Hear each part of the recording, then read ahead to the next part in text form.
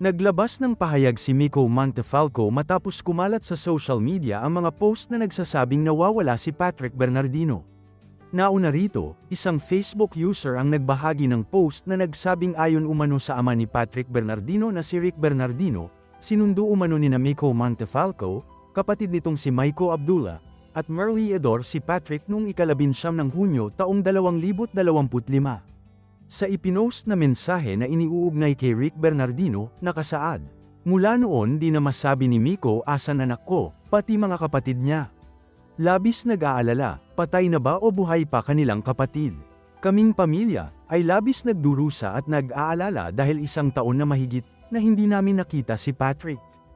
Inamin niya sa korte na sa kanya, pero mahigit na 1 taon, di niya maipakita nasaan ang anak ko." Bilang tugon, sinabi ni Miko na buhay si Patrick at kasalukuyang nasa isang trusted rehabilitation center para sa kanyang pagpapagaling. "Patrick is very much alive and he is in a trusted rehabilitation center for his betterment.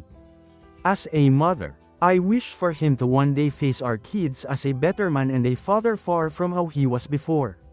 Ayokong humarap siya sa mga anak namin na ganoon pa din siyang klase ng tao." Ayon kay Miko, naibigay na niya sa pamilya ni Patrick ang proof of life, mga dokumento ng admission nito sa rehabilitation center, at iba pang ebidensya.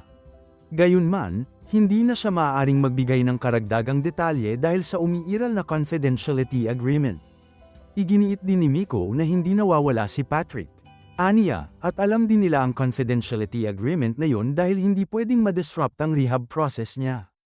Hindi yan nawawala dahil alam niyong nasa rehab. Ito ay usaping pamilya at legal.